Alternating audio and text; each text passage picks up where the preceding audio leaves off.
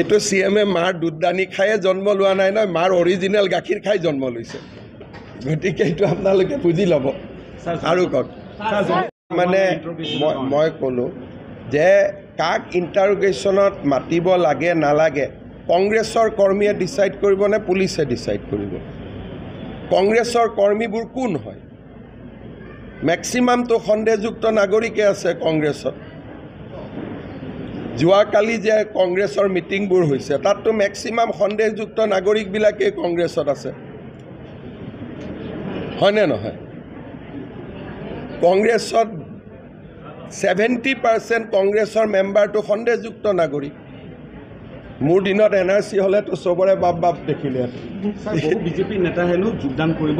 আৰে বিজেপি নেতা যোগদান কৰিব পাৰে। আপোনালোককে মই সুধিলোঁ, যেতিয়া কংগ্ৰেছৰ নেতাবোৰ বিজেপিত যোগদান কৰি থাকে তেতিয়া আপোনালোকে নিউজবোৰ কেনেকুৱা বজায়?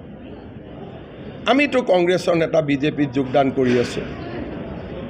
কংগ্ৰেছৰ নেতা বেছি বিজেপিত আজিলৈকে যোগদান কৰিছে নে বিজেপিৰ নেতা কংগ্ৰেছত যোগদান কৰিছে? যেতিয়া বিজেপিৰ নেতা কংগ্ৰেছৰ নেতা বিজেপিত যোগদান কৰে আপোনালোকেতো ন বিজেপি বুলি লিখি থাকে। এতিয়া কংগ্ৰেছত যোগদান কৰা নেতাকেইজনক আপোনালোকে কিয় কালিৰ পৰা ন কংগ্ৰেছী বুলি কোৱা নাই? সেইকাৰণে মানুহে আপোনালোকক বেয়া পায়। আপোনালোকক যে মানুহে বেয়া পায়, আপোনালোকৰ যে টিভিও নাচায়, আপোনালোকে যে TRPও নাপায়, পেপাৰো বিক্ৰী নহয়, কিয় নহয়? আজি যদি বিজেপিৰ এজন ইয়াতে বিজেপিত জোন কৰে কংগ্ৰেছৰ, ৰাতি তাত আপোনালোকে টকশ্ব পাতি শ্ৰাদ্ধ পাতি দিব যে ন বিজেপি পুৰণা বিজেপি খঙত হৈ গ'ল, ৰাজেন গোহাঁয়ে বেয়া পালে, অমুকে বেয়া পালে। সেই একেটা নিউজ এতিয়া আপোনালোকে কিয় কংগ্ৰেছৰ কাৰণে কৰা নাই? আপোনালোকে মোক উত্তৰ দিয়ক।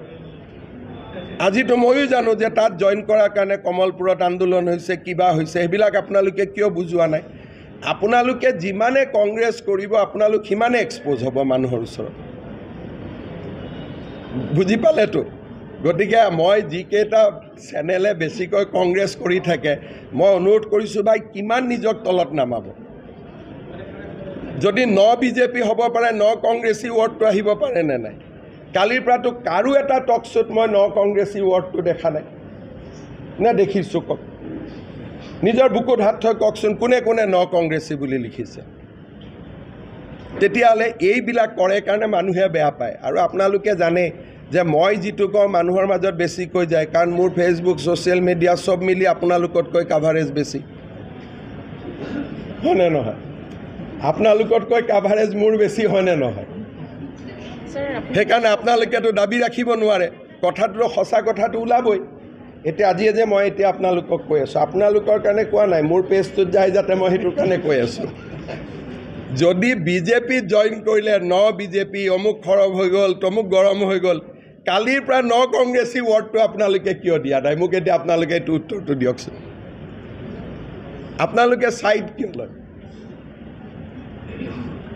ছাইড ল'ব লাগে নেকি সাংবাদিকে? কওকচোন। হা, এইটোতো ল'ব নালাগে নে ল'ব লাগে? আপোনালোকে মোক প্ৰশ্ন সুধিব লাগে, ছাৰ ন কংগ্ৰেছী যে হ'ল কংগ্ৰেছত কিবা প্ৰতিক্ৰিয়া হৈছে নেকি? আপোনালোকে এনেকুৱা এটা কৰি আছে যেন কংগ্ৰেছত ডাঙৰ ডাঙৰ লিডাৰবিলাক জইন কৰিলে আৰু এজনে কি কৈছে যে প্ৰতি 10 ছেপ্টেম্বৰত জইন কৰিব। আৰু 10 ছেপ্টেম্বৰটো জাতীয় দিৱস নেকি? 9 তাৰিখে কিয় জইন নকৰে? 9 তাৰিখেতো জইন কৰিব পাৰে, 8 তাৰিখে, প্ৰতি মাহৰ 9টোতো জইন কৰিব পাৰে, প্ৰতি মাহৰ 11টোতো জইন কৰিব পাৰে, 10ত কিয় জইন কৰে? আৰু এইটো আপোনালোকে এটা বিপুল উৎসাহেৰে আহিছে। ভাল শব্দ পাই গ'লোঁ দেই, CMক ধৰোঁ। এইটো CM মাৰ দুধদানি খায়ে জন্ম লোৱা নাই নহয়, মাৰ অৰিজিনেল গাখীৰ খাই জন্ম লৈছে। গতিকে এইটো আপোনালোকে বুজি ল'ব।